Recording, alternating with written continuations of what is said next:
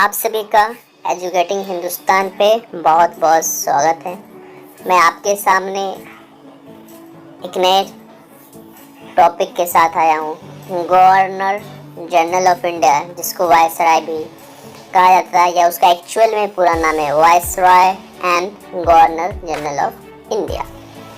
आप सभी ने ये वर्ड अच्छी तरह सुना हुआ है और जानते हैं। तो मैं आपको आज बताऊंगा कि ये post governor general of India की कैसे बनी, और जब बनी तो उस टाइम में जो first governor general of India और वायसराय थे वो कौन थे, आखिरी वायसराय कौन थे, और Indian based first governor general of India कौन बने। तो चलिए हम स्टार्ट करते हैं अपना वीडियो।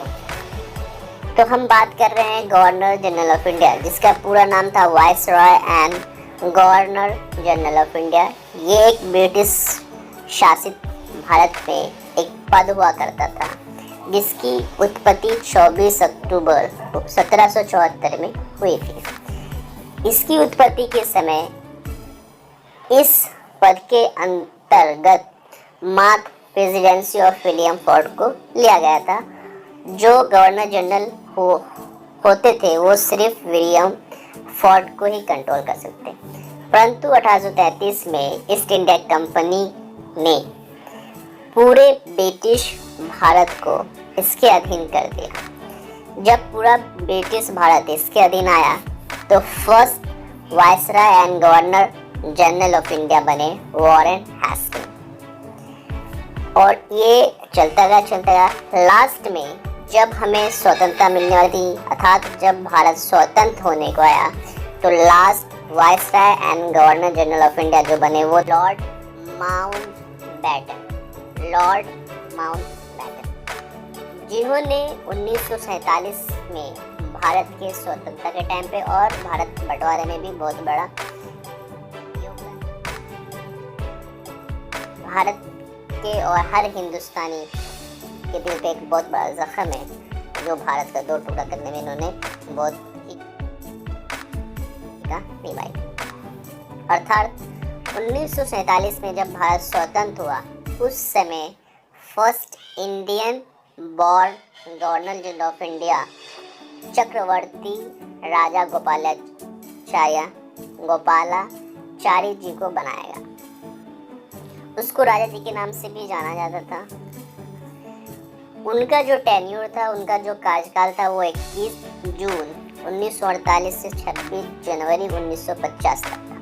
क्योंकि 26 जनवरी 1950 को हमारे देश का संविधान लागू हो गया था और हम एक स्वाधीन देश बन चुके थे।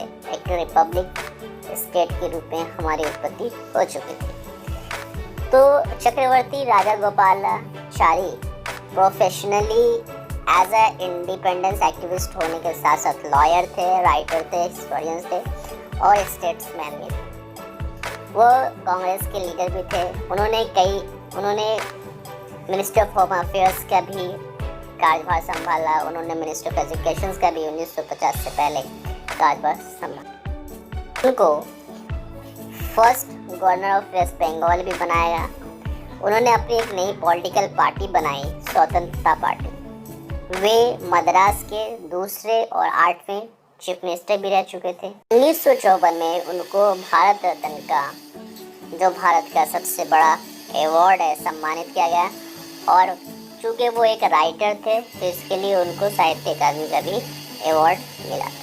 तो आपको ये कैसा लगा, कमेंट शेयर करके बताइए। फिर हम अगली वीडियो के साथ, ऐसे ही इन्फॉर्मेटिव अगली वीडियो के साथ हम आपके सामने आते रहेंगे। धन्यवाद।